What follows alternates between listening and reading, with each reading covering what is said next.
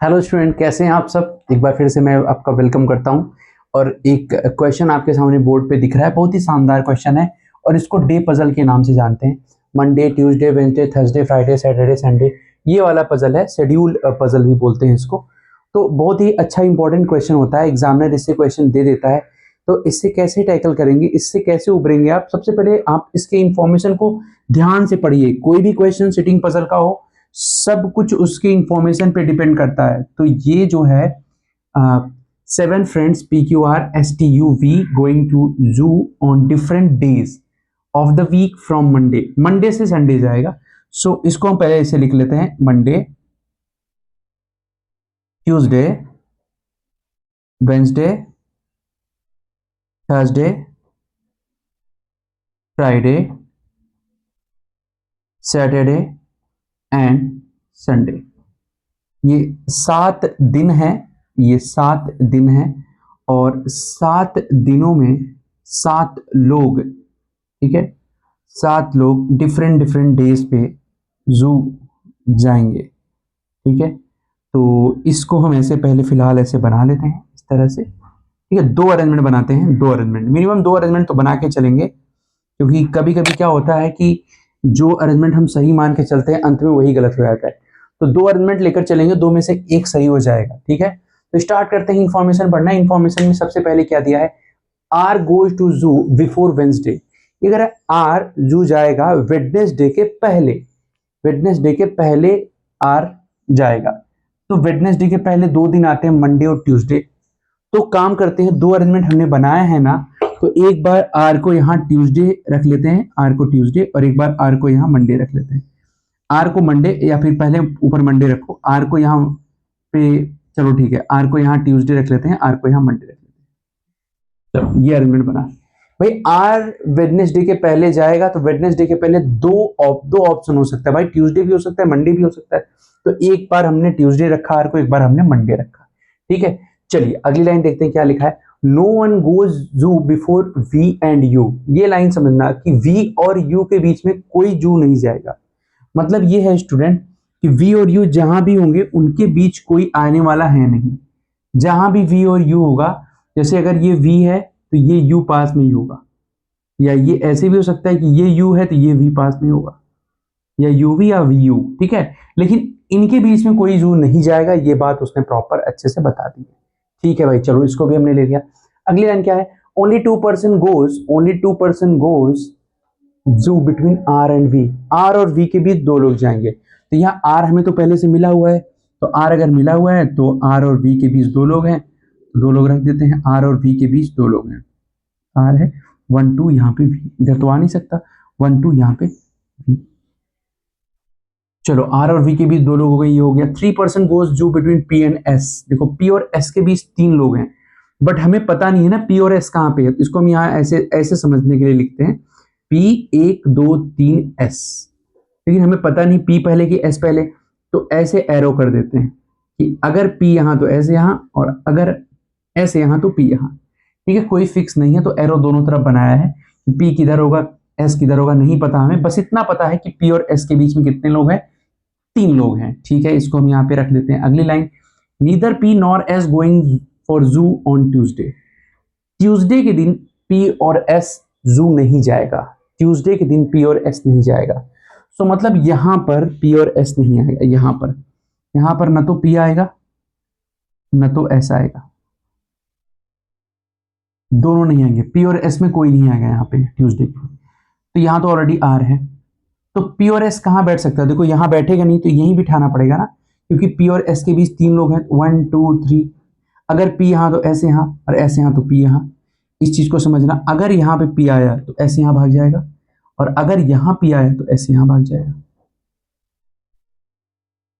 ठीक है, और यहाँ भी देख लो, पी यहाँ बिठाएंगे तो 1 2 3 ऐसे यहाँ आ नहीं सकता, तो यहीं पे बैठेगा। पी यहाँ तो 1 2 3 ऐसे यहाँ, और पी यहाँ तो 1 2 3 ऐसे। तो दोनों इंफॉर्मेशन रन कर रहा है अभी, दोनों में से कोई भी सही हो सकता है। पी और एस का प्लेस अभी फिक्स नहीं है स्टूडेंट्स, बाद में देखते हैं क्या होता है। चलो आगे देखते हैं, नो वन गोज टू जू बिटवीन एस एंड क्यू। अब ये कह रहा है भाई कि एस और क्यू के बीच कोई जू नहीं जाएगा। बिल्कुल यही सिचुएशन, ठीक है, यही सिचुएशन कि भाई अगर एस एस इधर है तो क्यू इधर आएगा, ऐसे भी हो सकता है क्यू इधर हो तो एस इधर आएगा, मतलब कोई उनके बीच में कोई बैठने वाला है नहीं, कोई जाने वाला है नहीं उनके बीच में, ठीक है, कंटिन्यू जाएंगे दोनों आगे। अब देखो ध्यान से यहां पर समझना बात को, देखो अगर ये v है, देखो u ये वाला इंफॉर्मेशन यहाँ पे रख सकते हो क्योंकि इधर तो u आ नहीं सकता, तो u इधर ही रखना पड़ेगा, ठीक है। चलो ये लाइन देखो जरा, तो important line, q goes after S before S after u, q s के पहले जाएगा u के बाद जाएगा, तो यही तो जगह है, यहाँ पे q आएगा और यहाँ s बिठाना पड़ेगा आपको, और यहाँ s बैठेगा तो यहाँ p बैठ जाएगा, ठीक है। और लास्ट लाइन है कि 3% टी एंड क्यू, क्यू यहाँ है तो 1 2 3 यहाँ कौन हो जाएगा, टी हो जाएगा, तो ये अरेंजमेंट आपका बन जाएगा कंप्लीट। अब कहोगे सर ये क्यों नहीं बनेगा, कैसे बनेगा बताओ, ये लाइन देखो, Q goes before S after you, कुछ ऐसे, Q before S after you, तो अब सोचो, अब यू को कहां बिठाओगे, आप यहां बिठाओगे तो फिर क्यू कहां जाएगा, यू यहां बिठाओगे, यू यहां बिठाओगे, यू यहां बैठ सकता है, बिल्कुल बैठ सकता है, तो यू अगर हम यहां बिठा दें, चलो बिठा दिया हमने यू यहां पे, तो यहाँ पे कौन बैठ जाएगा, क्यू बैठ जाएगा, और यहाँ एस बैठ जाएगा, चलो ठीक है, ये एस हो गया, ये टी हो गया, ये भी बन गया, ये भी अरेंजमेंट बन गया। अब लास्ट लाइन देखो क्या है, ये वाला लाइन देखो, तो एस और क्यू के बीच कोई नहीं बैठेगा, यहाँ कोई नहीं बैठा है, ठीक है, ये भी अभी तक अरेंजमेंट सही हो रहा है। लास्ट में यहाँ पे कौन बैठेगा, टी बैठेगा, टी बिठा देंगे, और वो आखिरी लाइन पढ़ लेंगे जो है 3% गोइंग फॉर जू बिटवीन टी एंड क्यू, देखो यहाँ पे टी है 1 2 3, क्यू यहाँ आ नहीं पाएगा, 4 लोग बैठ गए, ये अरेंजमेंट गलत हो गया, ये नीचे वाला अरेंजमेंट आपका परफेक्टली सही हो गया, बहुत ही आसानी से आपने इसको सॉल्व कर लिया, RTPV UQS। आइए क्वेश्चन पे आते हैं, फ्राइडे को कौन जा रहा है जू, तो फ्राइडे को कौन जा रहा है, सही वाले में देखिए यू जा रहा है, यू जा रहा है, ठीक है। How many person goes zoo between R and T, R और T के बीच कितने हैं, तो ये R और T के बीच कोई नहीं है, नन, कोई नहीं है। Q goes to the zoo on which day, Q किस दिन जू जाएगा, ये पूछा गया है, तो देखो सैटरडे के दिन जाएगा। ऑड वन आउट निकालना है, तो चलिए निकाल लेते हैं, यू और एस के बीच में कितने लोग हैं, एक पर्सन है, यू और एस के बीच में। टीवी के बीच में एक पर्सन है, ठीक है। आरपी, आर और पी के बीच में कोई एक पर्सन है, देखो आर और पी के बीच में एक पर्सन है। तो वी यू के बीच में भी, देखो वी यू के बीच में कोई नहीं है, यहाँ देखो वी क्यू के बीच में एक पर्सन है, सो आंसर होगा वी यू के बीच में कोई नहीं है, नन पर्सन, कोई पर्सन नहीं है, और उसके बीच में एक पर्सन है, सबके बीच में एक एक पर्सन है, बस वी यू के बीच में कोई पर्सन नहीं है। तो ये आपका अरेंजमेंट है, परफेक्टली आपने इसको सॉल्व किया, समझ में आ गया होगा आपको, समझ में आ गया होगा आपको।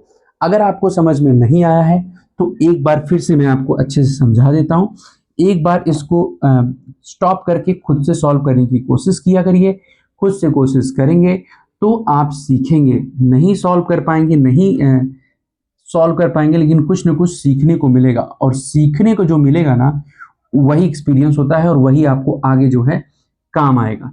तो चलिए एक काम करते हैं, ये क्वेश्चन एक बार फिर से हम सॉल्व करने की कोशिश करते हैं, ये अरेंजमेंट फिर से बनाने की कोशिश करते हैं।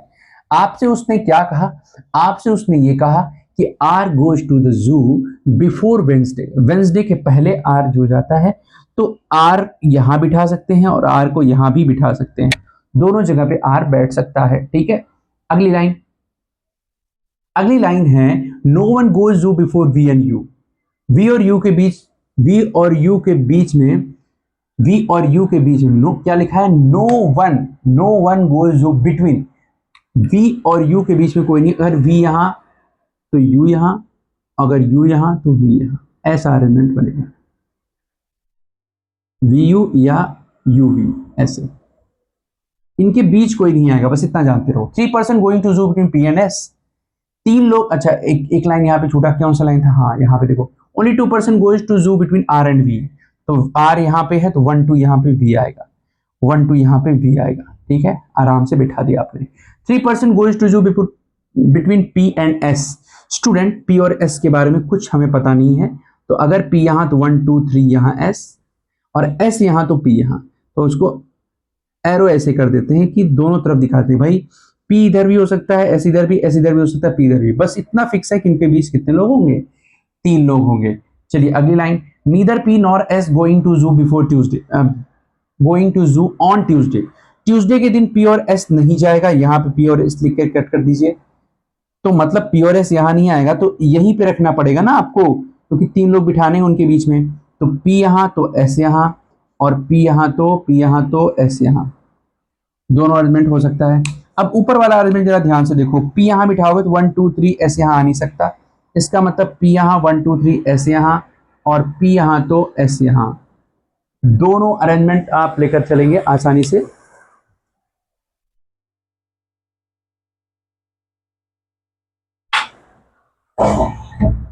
बारिश बहुत ज्यादा है, ठीक है, तो अभी देखिए P और S यहाँ पे हमने रख दिया, ये फिक्स नहीं है प्लेस, अभी कुछ देर में फिक्स हो जाएगा।